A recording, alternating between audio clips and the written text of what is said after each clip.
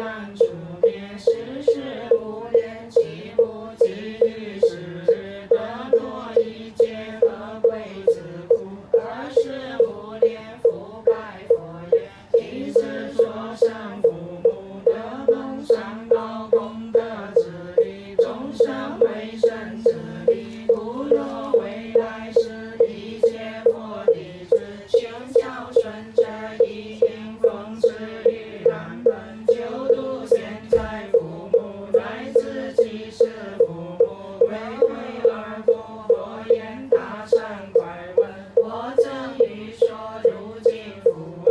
善男子若有比丘、比丘尼，国王太子、王子、大臣，宰相、三公、百官，华宾、庶人、行孝持者，皆因为说声现在父母，过去即是父母，欲去也是无日，多欢喜日，生子子日，以百为饮食，安于烂盆中，时时方知是生，其言君子现在父母，寿命百年，无病无一切徒劳之患，乃至其是父母，离恶归不得生天人中，福乐无惧，佛告诸善男子、善女人，是佛弟子修孝顺者，应念念中常忆父母，供养乃至其是父母，年年七月15日，常忆孝顺，持以所生父母，乃至其是父母，跪坐于烂盆，是佛即身，依道父母，张扬慈爱之恩，若一切佛弟子，应当奉持是法。尔时目连比丘，是对弟子闻佛说说，欢喜奉行佛说于烂盆经。南无弥利多罗波耶娑婆，南无弥利多罗波耶娑婆，南无弥利多罗波耶娑婆，南无弥利多罗波耶娑婆，南无弥利多罗波耶娑婆，南无弥利多罗波耶娑婆，南无弥利多罗波耶娑婆，南无弥利多罗波耶娑婆。小心有了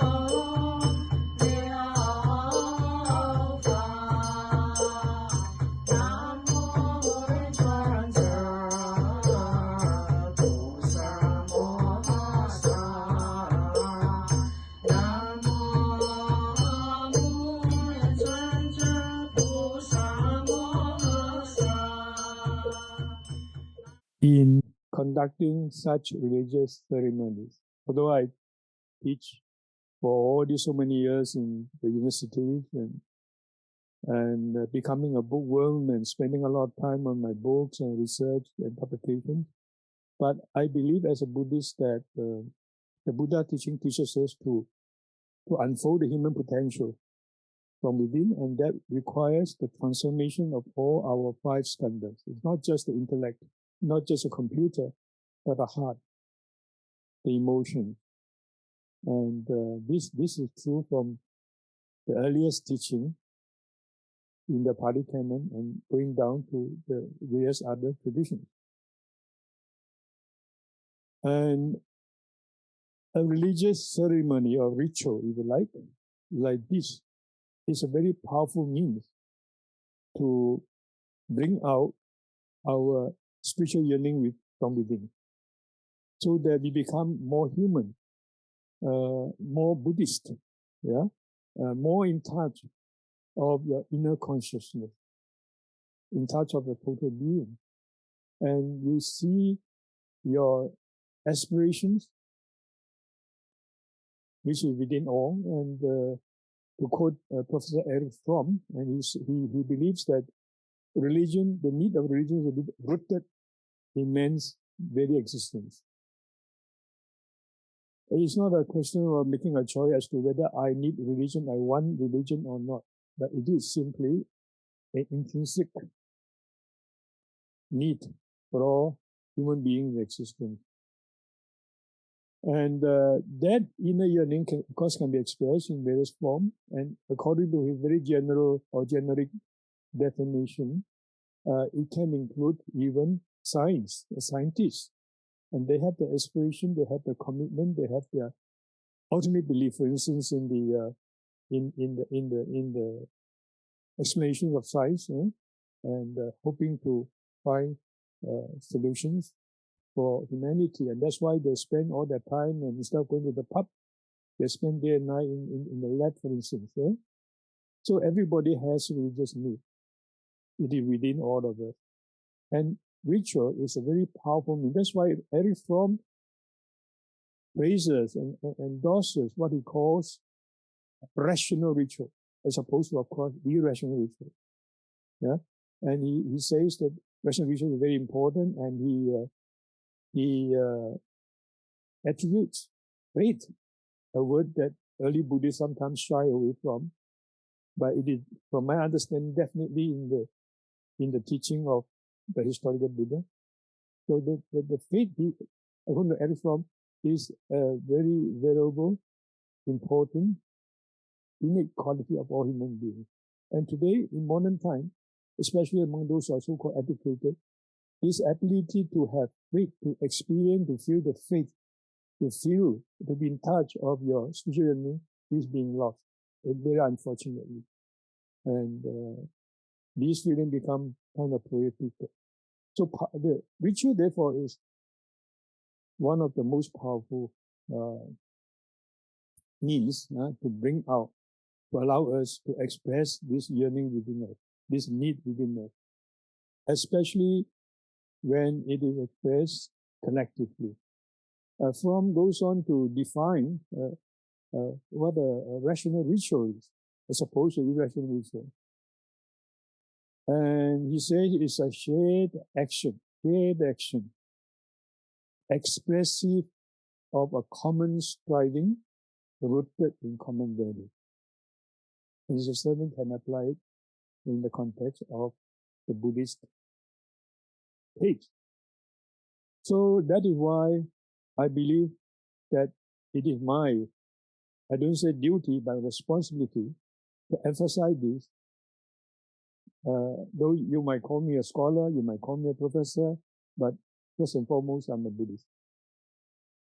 And this is a very important part, and therefore, I'm not bound by duty, but I feel the responsibility to emphasize this. And that's what we are doing here in our little center. So besides our courses, which for many people are academic, but I don't pick them as being purely academic.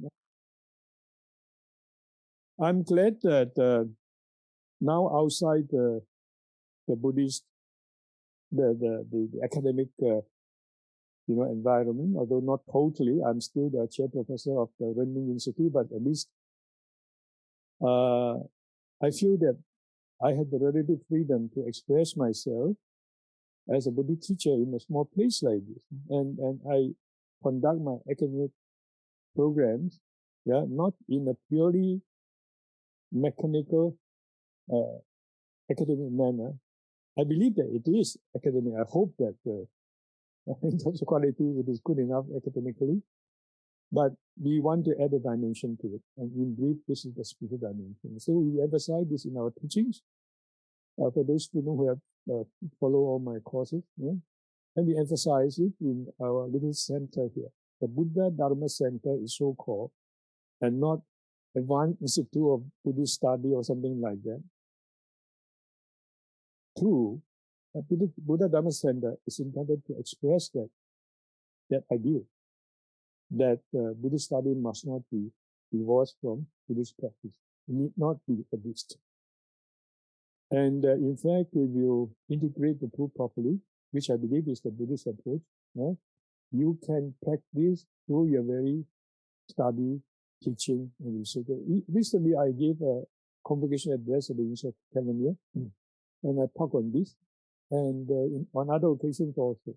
And I showed that even in the Pali teaching, it tells us that if we practice the true art of listening, to put it in a certain way, and today, unfortunately, this art of listening is being lost also. We listen, that is to say, we learn. In ancient times, we don't read books, where there are no books to read, but you listen. And when you listen with sincerity, with what, to borrow another term from another modern thinker and psychology professor, Eben Maslow, with metta motivation. With sincerity, with faith, with commitment, then in listening, you transform yourself. You are not reading a story, you're not reading a novel, but you are being influenced. You receive like the vasana of the spiritual truth experienced, realized by the Buddha and the great master. So in this way, in this process, you are being transformed. Just for instance, Asanga, Acharya Asanga, he proposed a solution to the question of the anasara bija, or the awful free or pure seeds, how on earth it comes to be within a human consciousness in the alaya vidya, which is of nature intrinsically impure, and how do they germinate? And he speaks of listening to the nishanta of the Dhammajoti. That is to say, the teachings of the Buddha, which is not just academic, not just intellectual, not conceptual doctrines or theories, not philosophy in the abstract sense, but an externalization of the inner enlightenment. And from that, it flows down within a tradition. And when a student listens with the right mental condition, the listener becomes transformed. And the vasana from this listening, from this emanation, you like overpouring, using Ponze's translation of that word, nishanta, eventually the pure seeds are perfumed into the ala vijnana. Albeit it is not, it doesn't become mixed, but it commingles, right, with other seeds in the ala vijnana. That way to solve the problem of the origination of the pure seed. That's a very important illustration for us. In other words, when we listen to Dhamma, when we do a ritual, when we bow to the Buddha, we must, even the proper sincerity and commitment and metta motivation is a process of practice. So even if you are listening to in a class, even a lecturer is lecturing about Buddhist doctrines, if all these conditions are fulfilled, even maybe perhaps not in a perfect way, we are being more or less perfumed, if you like to use the word, and we are being transformed. We are practicing as we are listening. According to the Pali teaching of the Vimukta Ayatana, there's from Vimukti and Ayatana. And the first one says that through a process of listening like this, in the way that I described, the listener becomes transformed. The learner, if you like, to transpose it to a modern situation. So you also can be transformed through the courses. You don't take them just to score an A and to get a paper for your qualification. Yes, you certainly need these things too. But if you are a Buddhist, if you are committed, if you are in touch with spiritual yearning, your human nature of the need for spiritual striving, then you should make it. You transform it. Of course, through mindfulness, through sati, transform it into a practice of self in a manner that is, of course, appropriate to you.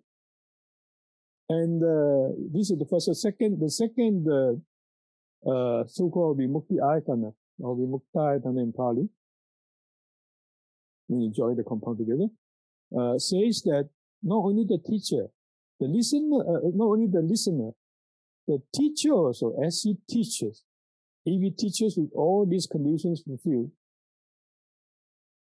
in the very midst of the teaching, he come to be transformed. I gave two examples, one from the Mahayana on the story of Nagasena, how he was transformed, how he gained spiritual breakthrough in giving a sermon to a female upasikas who came to give dana, and the upasika who was existentially anguished, and she wanted the teaching. He said, I'm old, please give me a profound teaching. I don't want just ordinary, gladdening kind of a Dharma talk that is usually given at the end of a Dharma. Yeah? I want to be touched. I want to be inspired by the Dhamma. And Nagasena gave him. In the very process of teaching, he felt the truth of what he has taught, what he is teaching. And he also became deeper. It's a very powerful story. And then, of course, in the Ashoka Avadana, and there are other stories also. How Buddha gained insight, preaching to a dying Cartesian. We don't want to spend too much time on this, but all this shows that Buddhist studies need not be at least divorced from Buddhist practice. And that's what we hope to emulate. We are not perfect, and we don't know how much we have succeeded or not succeeded, but at least we must make it an idea. We must remind ourselves. And this is what the little center called Buddha-Dharma Center, not intellectual investigation center or research center, hope to convey, that message to be conveyed. So here we do where possible celebrations like this. And in fact, I told you that once when I went back to Sri Lanka, a traditional country, my colleagues who are young monks, actually monks, had the use of Canania, and one day they interviewed me, and then they say, Venerable Sir, you are now having an organization. I think that that you are duty bound, he said, to entertain, to please the devotees, and therefore you have to do ritual ceremony. I immediately stopped it. No, it's not a question of my feeling it as a duty, but it's my responsibility, and I'm the one who's most benefited.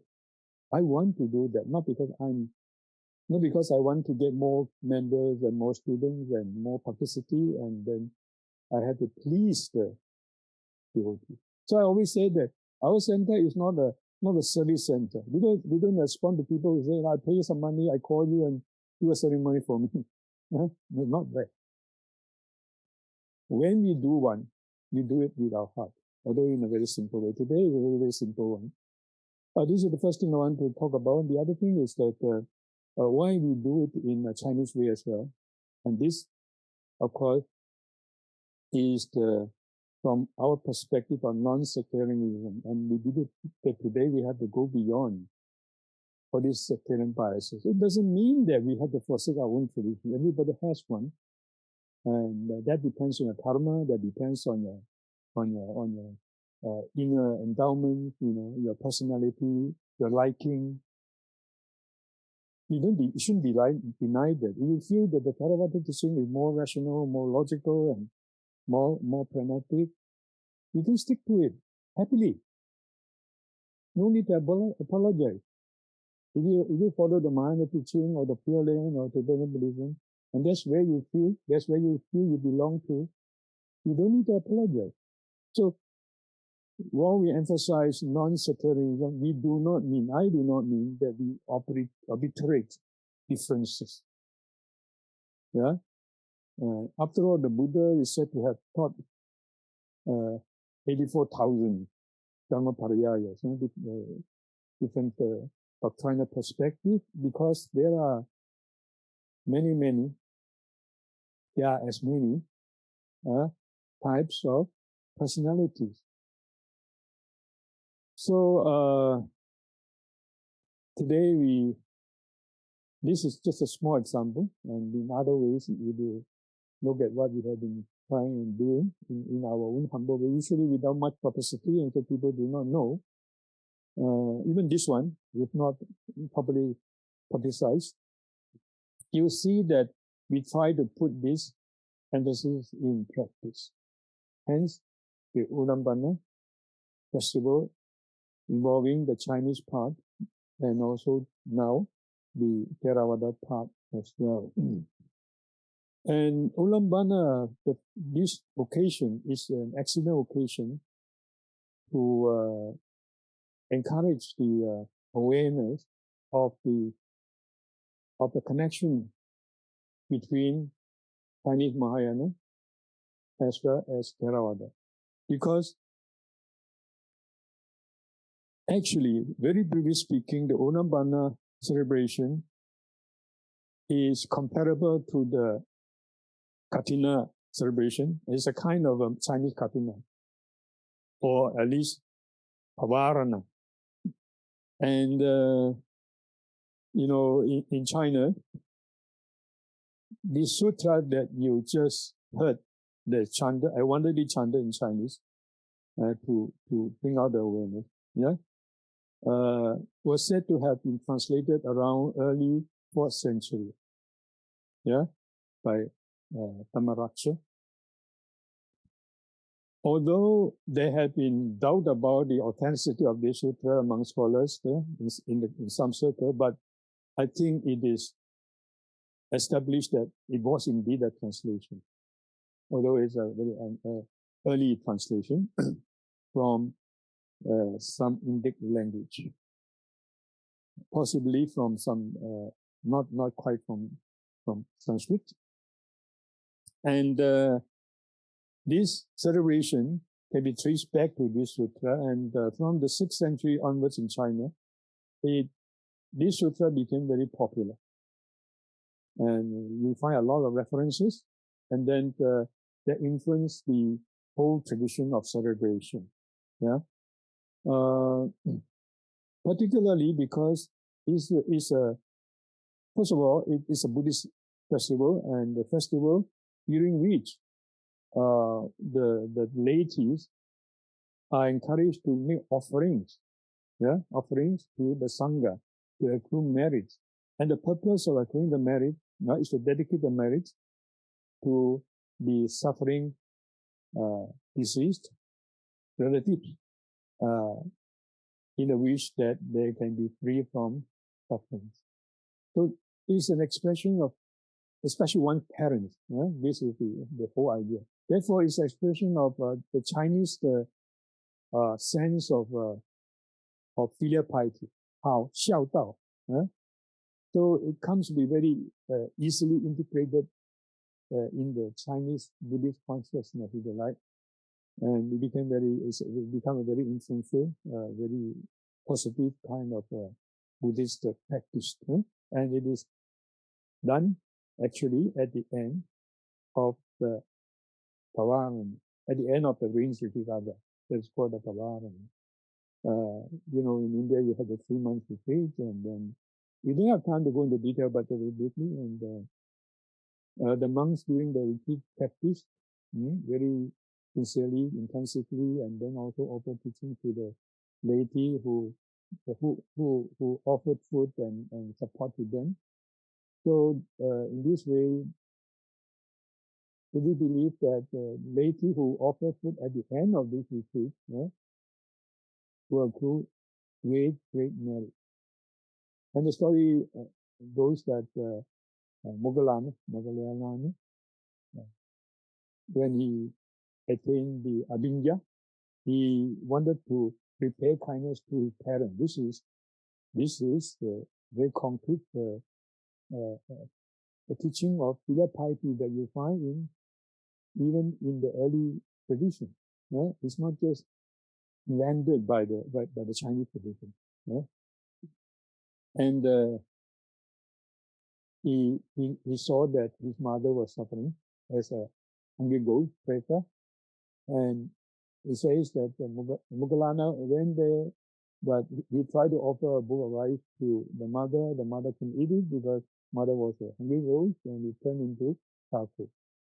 So he sought the advice of the Buddha, and the Buddha explained that the best way is to offer food. Why don't you use your psychic power to assemble the sangha members from the so-called four corners? You offer food to them, and that will be a very powerful source of merit, and transfer the merit to another, and which we did accordingly. So the whole story, the whole tradition is one of pure piety. Even for a person who has attained arahanthood, that's wonderful. You go back to the Buddha's own case, you know that he was grateful at the time of his enlightenment, and he wanted to pay to express the gratitude towards even the Bodhi tree, right, which has sheltered him, and he thought of his former teacher, and so on and so on.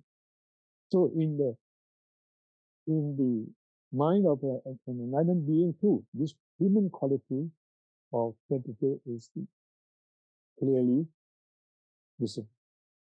And this is a virtue that not only the Chinese extol, but all Buddhists. And you see, of course, the whole story the inspiration, of this story of Moggallana, saving the Buddha, saving the mother and so on, can be traced back even to the Pali tradition, actually.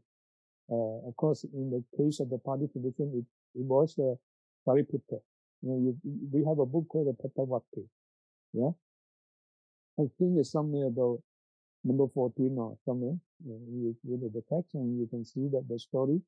And Sariputta wanted to repay kindness to his mother, and to cut the story short, eventually the Buddha explained to him to make an offering like this. So it remains to say just 2 or 3 more words, 1 or 2, hopefully 1 or 2 more words about the Chinese term Yuran Peng, Yuran Peng Hui. What is this Peng and why Yuran Peng, right? So you can see that the sutta that is usually given, sutta usually gives the name Ullambana Festival, Ullambana, yeah? And from ancient Buddhist text, you can see that this is discussed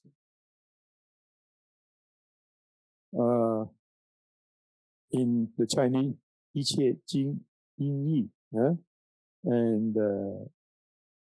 Qian Yin speaks of the saving of the suffering relatives hung upside down.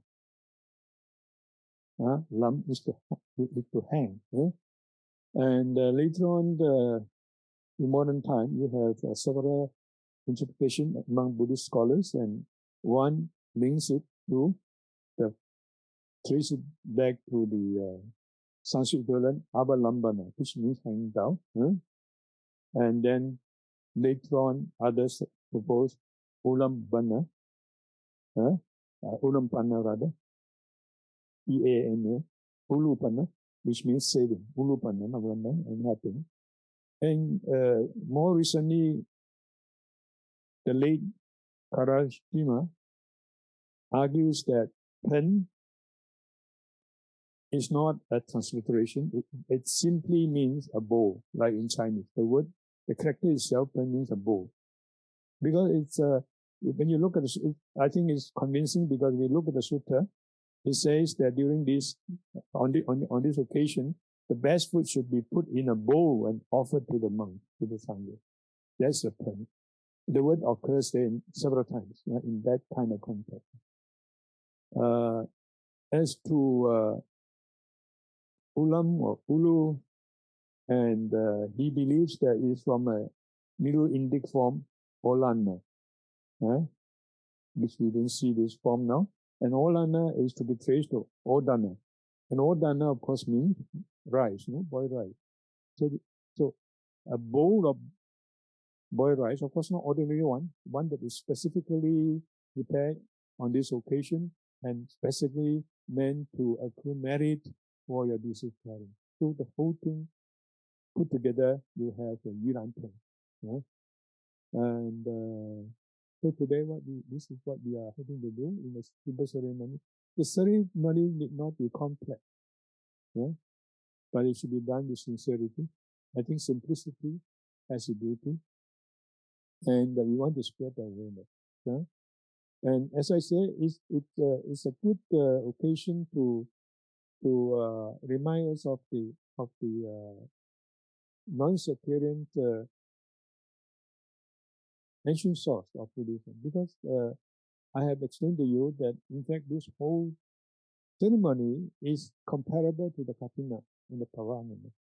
And that's why they also believe that at the end of the rains retreat, that's the best time to accrue more merit, and the purpose is to transfer merit to your deceased parents. And this is also the idea of transfer merit.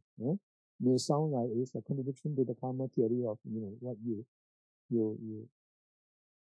your individual contribution is due to your individual karma. Nobody can transfer karma to you, merit to the karma to you that way. But of course, I've also explained that the idea of transferring merit is not in the sense of transferring a credit to another bank account. It's not like that. But I have no time to elaborate on this, but I've said enough earlier. I just want to say that the whole idea of dedicating merit to save your suffering parents, if they happen to be reborn, or relatives to be born of petty, can be traced to early Buddhism, or at least to the Pali. So in this way, and also the idea of a filial piety that we have highlighted, is a powerful inspiration for us to link it up with the Chinese tradition. In that way, we feel that we are all Buddhists, and not just split into so-called Chinese Buddhists, Sinhalese Buddhists, Bangladesh Buddhists, Theravada, Mahayana. So in this way, this simple ceremony is a very meaningful one. And I want to thank once again for those Chinese Mahayana monks and nuns who are our students or colleagues who have joined in the Chinese chanting. Okay, I think I've taken more than the time required. And then we will go on to a simple Pali part. And according to the Pali tradition, we start with the three refuges and the five precepts. So first say Namo Tassa 3 times.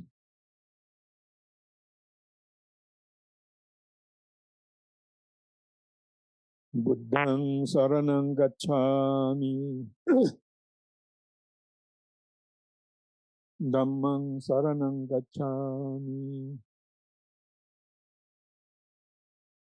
Sanghang saranang gacchami. Tutiyampi buddhang saranang gacchami. Tutiyampi dhammang saranang gacchami. Tutiyampi sanghang saranang gacchami.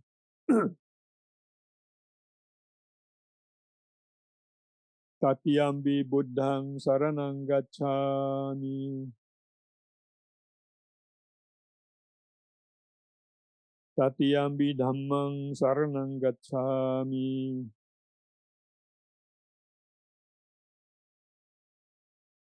Tatiyampi sanghang saranang gacchami. Panatipata veramani sikkhapadang samadhiyami.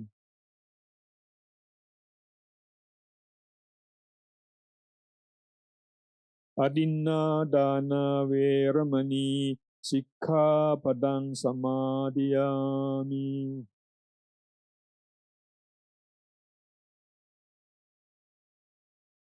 Kamesu miccācara veramani sikkhapadang samadhiyami.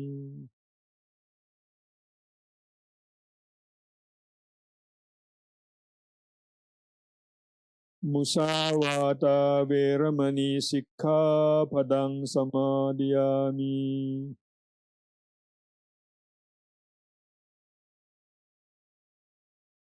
Turameraya matchapamatatthana veramani sikkhapadang samadhiyami.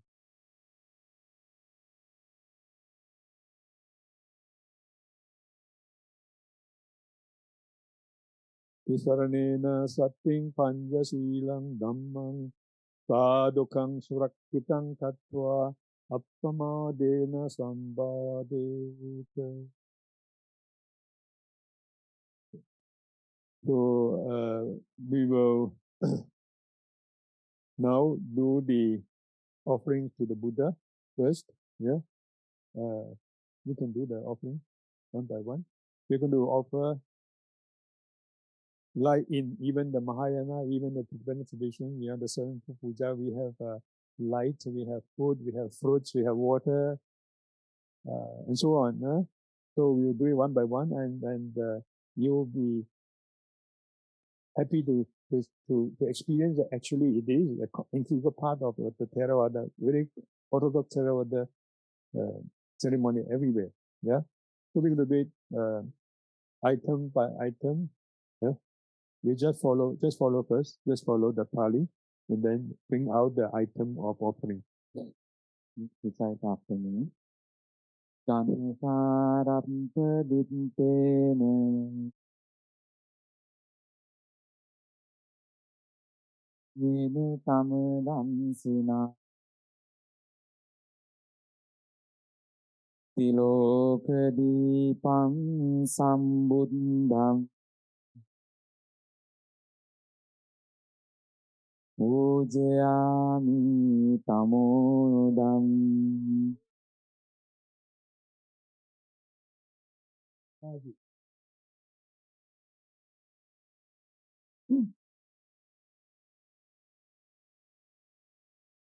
Offering of incense. Gandha sambara yuttena Rupenaham sugandhina Pujaye pujaniyantam. Offering of flowers. Vannagandha gunopetam Etang kusuma santating Pujayami munindansa Siripada sarore.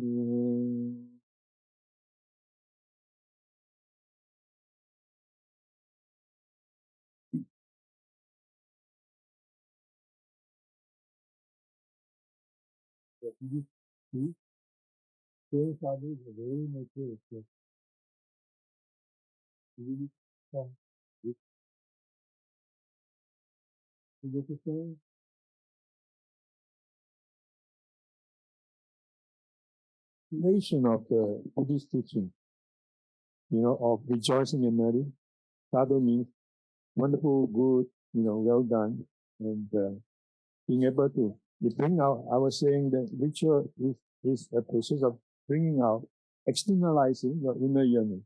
You want to rejoice in the good and the other. You feel happy that there are people who are, grateful and respectful and faithful in the Buddhist tradition, and wanting to make offerings to the Buddha as if he is still right in front of you. And you can visualize like this, then you will be powerful. Yeah.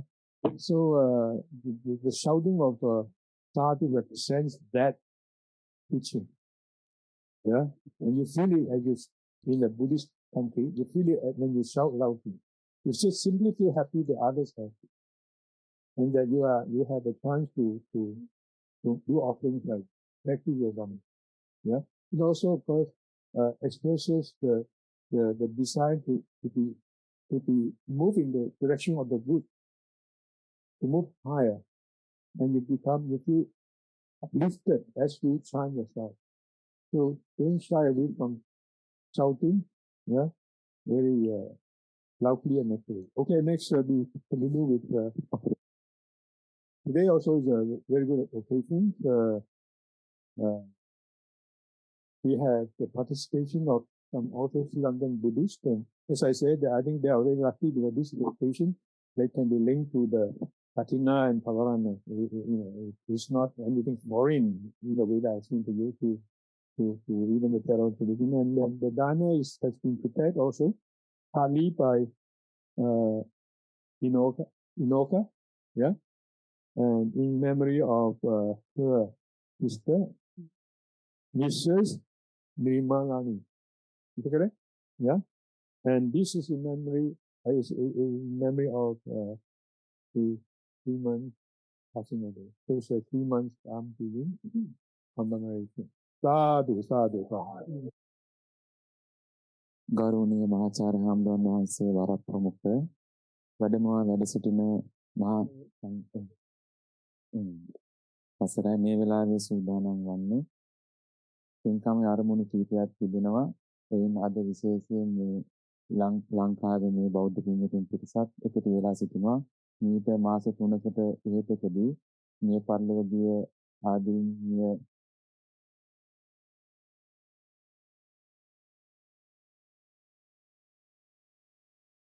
තාත්තගේ අක්කා ආදරණීය අක්කාගේ නමින් පින් අනුමෝදන් කිරීමට ඉතින් මේ වෙලාවේ දීර්ඝ වශයෙන් අනුශාසනා කරන්න වෙලාව නෙවෙයි කල්පනා කරන්න තාම ශ්‍රද්ධාවෙන් සකස් කරගත් මේ දාන වස්තුව මහා සංඝරත්නයට පූජා කිරීමේ බුද්ධ ප්‍රමුඛ මහා සංඝරත්නයට පූජා කිරීමේ අත්පත් කරගත්තා වූ යම්තා කුසල ධර්මයන් වේ නම් මේ සියලුමකින් මේක මාස 3කට ඉහතදී මේ පරිලෝකීය ආදරණීය ඒ නැගණියට නමින් නිර්මලානී ඒ අක්කාට මේ පින් අනුමෝදන් වේවා සසරගත දෝෂයකින් අභාව්‍ය ස්ථානයක පැමිණ සිටිනම් ඒ නැත මිදේවා සපවත් ස්ථානයක වාසය කරේ නම් ඒ සැපේ වඩා වර්ධනය වේවා පාර්ථිමීය බෝධියකින් අමා මහ නිවන් සම්පත් ලබා ගැනීමට මේ පින් හේතු වාසනා වේවා කියන සිතුවිල්ල ඇතුව අපි සාදු කියමු. offering of food Adivase tuno bhante Adivase no bante Bhojanam parikampitam Anukampang upadaya Patiganhatu muttamam Sadhu, sadhu, sadhu. Don't think that it applies only to the Tibetan tradition. Yeah? And you visualize that you are really offering to the Buddha in front of you. Please, out of compassion, out of pity, please accept my food that has been prepared for you. Oh, the highest one, Uttama. And that's what you have chanted. So, if you do a ceremony like this, mindfully, that's the point, mindfully, meditatively, it should be transforming you. Each time a little bit, and you are being, using Mahayana term, you are being perfumed, vasita, within. Okay, we'll go on to the next one. Follow the systems, huh? Adivase tuno bhante Palang parikampitam Anukampang upadaya Patiganhatu muttamam Sadhu, sadhu, sadhu.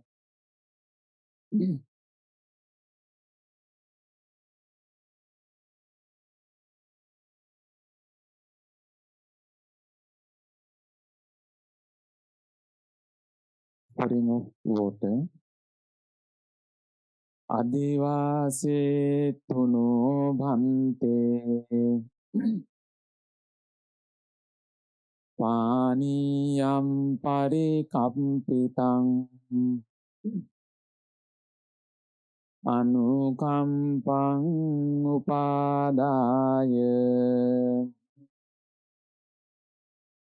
Patiganhatu muttamam Sadhu, Sadhu, sadhu. As I said, today is occasion to make offering to the monks, yeah, the sangha members, the crew merits, and mindfully remember that you want to be grateful, you want to help those relatives of yours who happen to be in the Preta realm, yeah. And so the Buddha explains that on such occasion you offer food and other offerings, of course, not just food, the necessities to the monk. You accrue very, very great merit and transfer the merits to your deceased relative. Yeah. So that's why the offering of food to the monk today is an integral part. It's an important part. So we're going to do that. And there's a Pali line to express your wish to offer sangha, offer the dana to the sangha. Please recite after me. Imam bhikkam saparinkaram punyataya buddha pamukassa bhikkhu sangassa dema imam bhikkam saparinkaram punyataya buddha pamukassa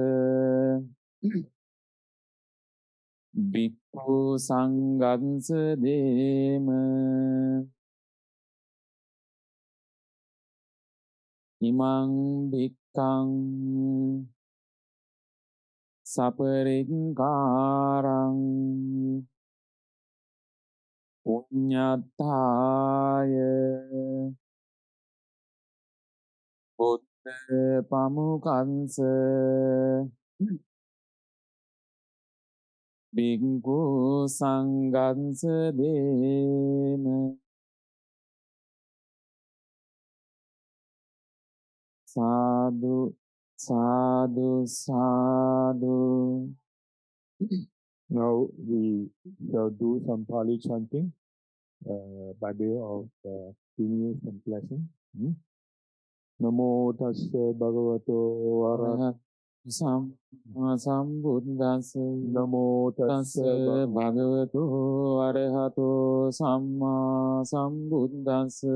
Namo tassa bhagavato arahato samma sambuddhassa. Itipiso bhagava arahan samma sambuddho viccakarana sampanno sugato lokavidu anuttaro purisa dhammasarati santa deva manusanang buddho bhagavati Vakato bhagavata santindiko akaliko ehi pansiko panayiko panchantam veditambo vinyo eti Supatipanno bhagavato savaka sangho Uchupatipanno bhagavato savaka sangho Jnanapatipanno bhagavato savaka sangho Samiji patipanno bhagavato savaka sangho Yatidam Cattari purisa yukani atta purisa puggala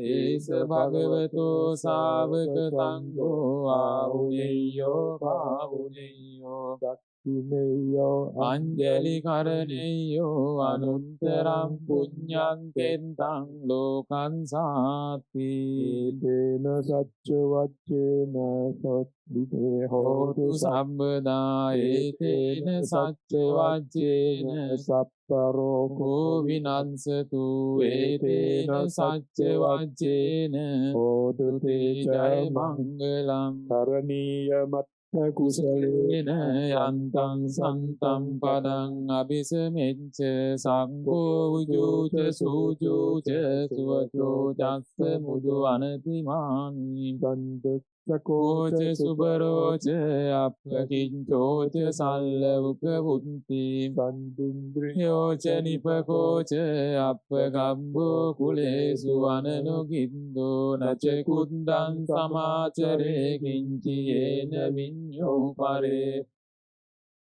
Dukino wa Kemino hontu sabbe santa bhavantu sukitanta ye ke Pan bhutanti tasava tavaravaanavasesādhikāvā ye mahantavā macchimāransaka Nukatura Dittavā ye dittāye ca dure vasanti avidure Bhutava sambhavesi va sappe satta Bhavantu sukitanta Naparo parandiko Kondeta ñāti maññeta katta cinang kanci vyārosana patika saññāñāña maññassa dukka micceya Mata Tāniyam puntang āyusāeka punta manurangke Evam bisabba bhutesu mana sambhavaye aparimanam Vettanca sappalokasming Mana sambhavaye aparimanam Buddhang Sutiriyanca asambhadam averang asapantam tintam charan nisinno vasayano vayavatassa vigata Etam sating adindeya brahma metam viharang idamahu Pittinca Anupagamma sīlavādassanena sampanno kāmesu vineyage Naika dukkha dhammajoti punareti. Now we come to a final part, a very meaningful part, that is transference of marriage. We emphasize that this is a very important Buddhist practice. Whatever good you do, you want the marriage, yes. You want to be happy, you want to be spiritual benefit, but at the same time, never forget the others. And you dedicate whatever merit you have, you share whatever merit you have to all sentient beings. And of course, starting with your own species, devotee, especially on a vocation life. Yeah. So, what you have been doing from today, in fact, even before today, you have prepared yourself mentally. You want to join an occasion like this. You want to offer to the Buddha, to the Sangha. You want to listen to the Dhamma. Yeah. And you want to share your feeling of spirit striving with the others. With the others. That's what you have been doing from the beginning. And then today you actually came here, you actually did all the offering, you actually took refuges, the precept, you actually listened to the Dhamma. Yeah? And you rejoice the merits of all your colleagues who are here. All these are wonderful, wonderful human feelings being brought out from within you, and you are developing, you are being transformed, and all these are merit. Merit for you and merit for others. So now the occasion to share, to transfer merit to the diseased, devotees, and all sentient beings. You just follow Please recite after me. Idamme ñātīnam hotu sukitā puñātayo idamme ñātīnam hotu sukitā hontu ñātayo idamme ñātīnam hotu sukitā hontu ñātayo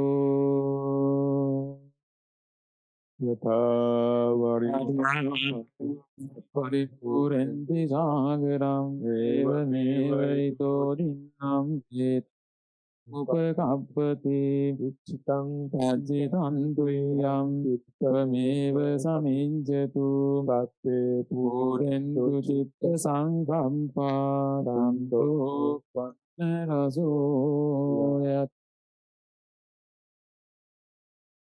Bhavadu Sattva මංගලං රක්ඛන්තු සබ්බ දේවතා සබ්බ විද්‍යා සදා සොන්ති භවන්තු තේ Bhavadu Sattva රක්ඛන්තු සබ්බ දේවතා සබ්බ ධම්ම අනුභාවේන සදා සොන්ති භවන්තු තේ Bhavadu Sattva මංගලං රක්ඛන්තු සබ්බ දේවතා සබ්බ සංඝානුභාවේන සදා සොන්ති භවන්තු තේ.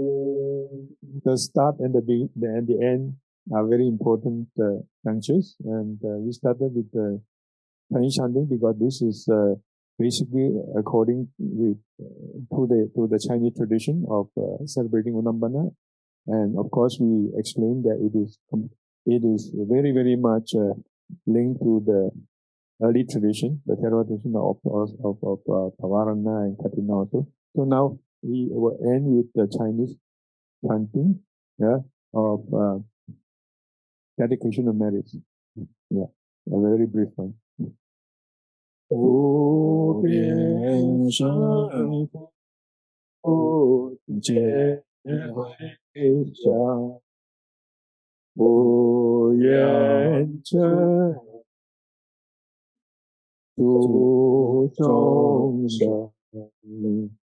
度万无量广博者，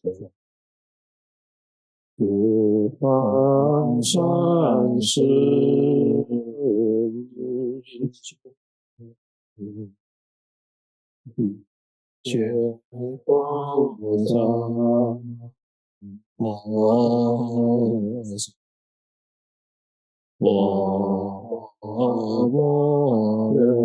念修功德，念修功德，要上赞诸法，愿能智慧真明了，